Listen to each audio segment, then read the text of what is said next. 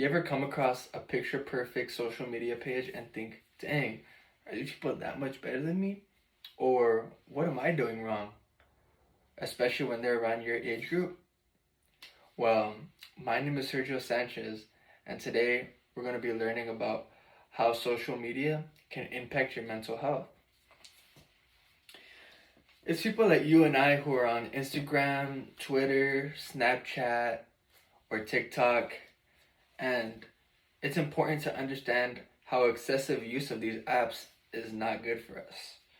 And it's knowing that we should maintain a good mental space and make better decisions on how long we use these apps and lower any impact it may have on us.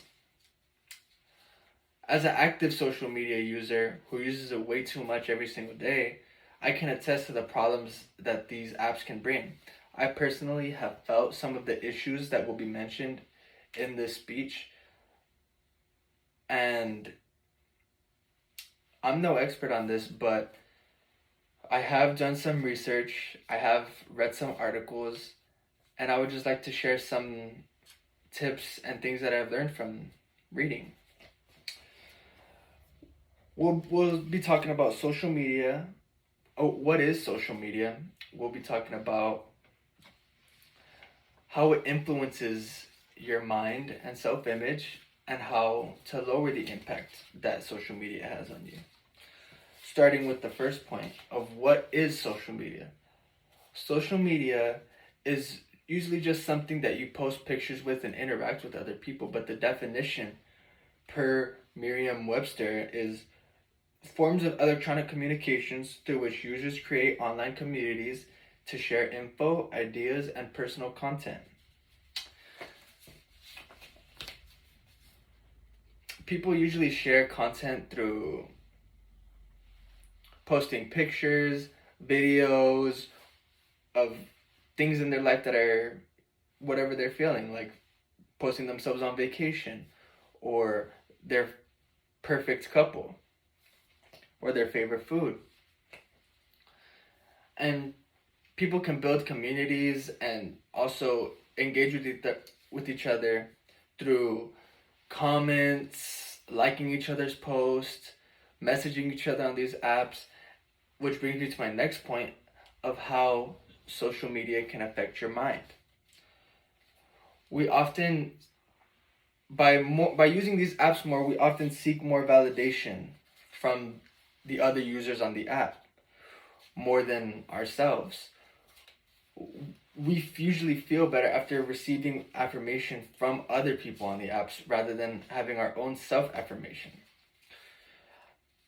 According to faculty member Yokvan Isaranan of Chulalongkorn University, she says that users reported that they came closer to their ideal selves on Facebook and had higher levels of self-esteem after receiving Facebook affirmation.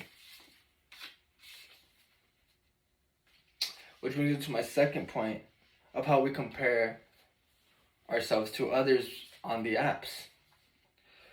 We often compare ourselves to people's likes, to all the nice cars that they post on their page. Like I mentioned earlier, their perfect boyfriend or perfect girlfriend, and just all the good things about their life. We always compare ourselves to that, and it's impossible to live up to. And then we also feel like we're less than compared to these people because we don't have their life. Which brings me into my third and final point, which is how we can lower the impact of social media.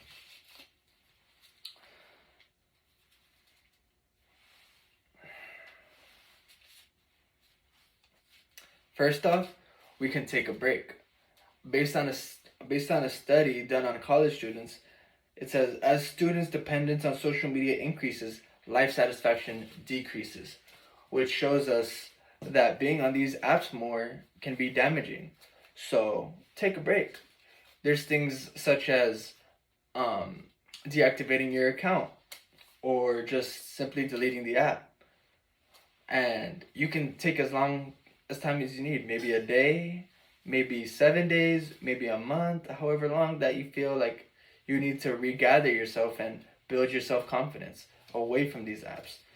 Which brings to the second point is understand that social media is not real life.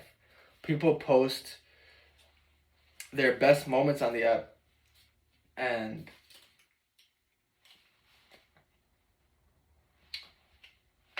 the app doesn't show everything. So it's doesn't show everything about a person's life. So it's important to value yourself and have your own self validation and not care about all these other people and what they think. And know that everybody is not perfect and people are just posting their best moments. They're not posting the hard times in their life and all this other stuff. Which brings me to my ending of the speech. And you've now been shown what social media is, how it can influence your mind, and how to lower the impact it has on you. And today we've took a dive into the significant ways a lot of social media can potentially hurt our well-being. And while social media is extremely fun and very entertaining, it does have its cons as well. It's always important to not let anything get in the way of our mental health, especially when it's as little as something as pixels on the screen.